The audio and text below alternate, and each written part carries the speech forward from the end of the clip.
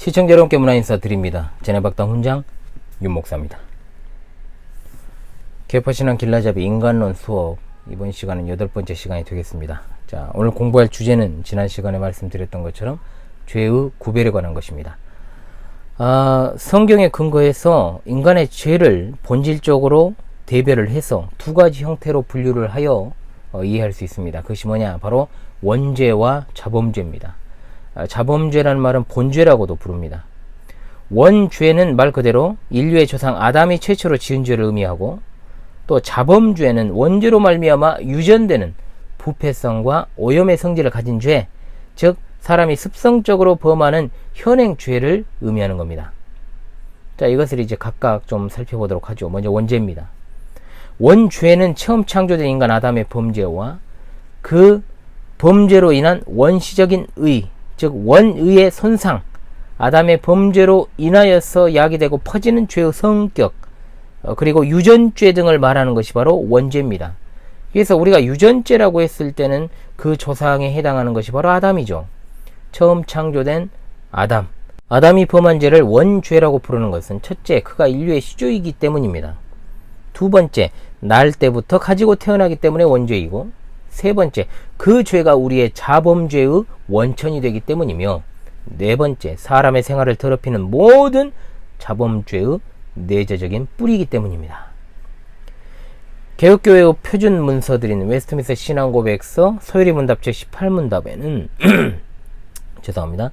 사람이 타락한 상태에서 죄되는 것이 무엇인가에 대해서 묻고, 사람이 타락한 상태에서 죄되는 것은 아담의 첫 범죄와 원시적 의의 결핍, 그리고 사람의 전성질의 부패로 구성되는데, 이것을 통상적으로 원죄라고 부른다라고 진술하고 있습니다.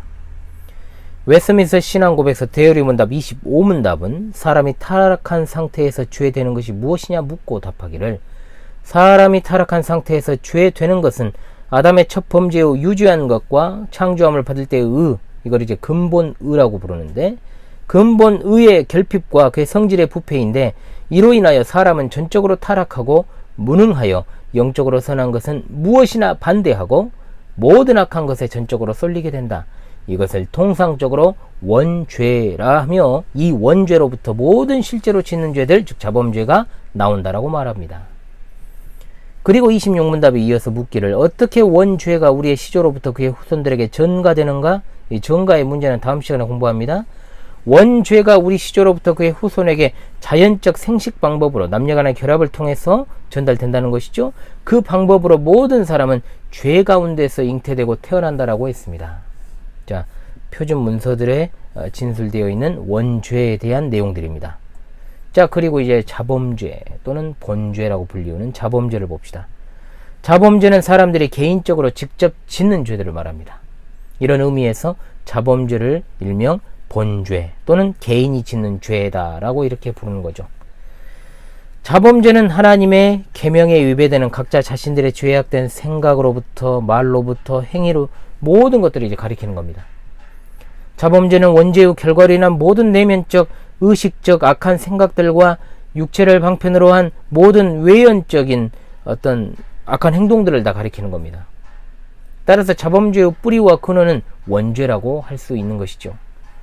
열왕기상 8장 46절에 범죄하지 아니하는 사람이 없다고 그랬고, 시편 14편 3절에 다 치우쳐 함께 더러운 자가 되고 선을 행하는 자가 없으니 하나도 없도다.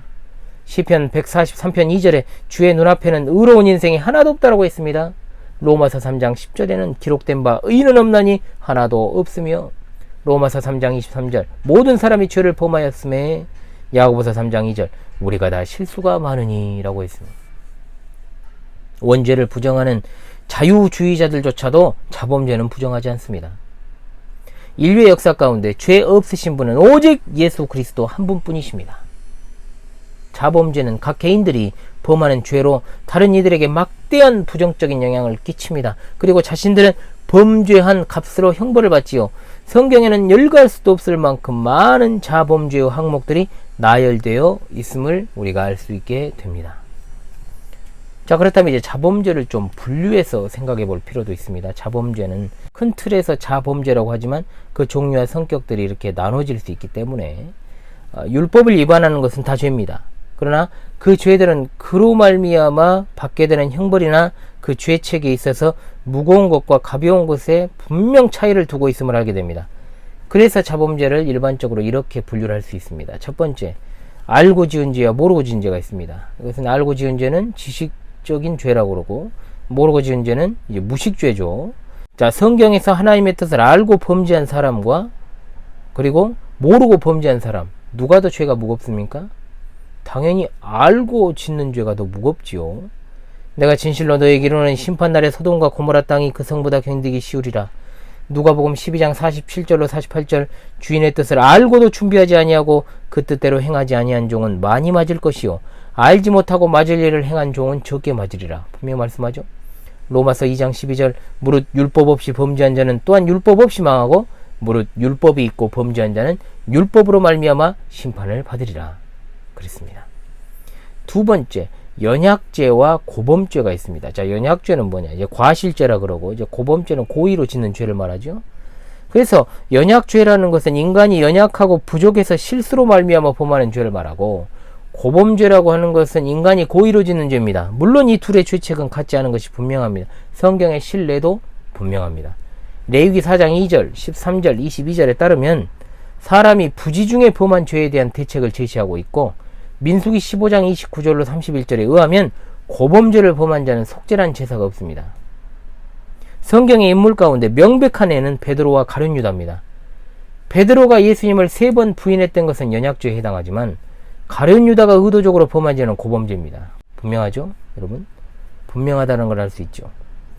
세 번째, 용서받을 수 없는 죄가 나옵니다. 즉 성령 회방죄가 나옵니다.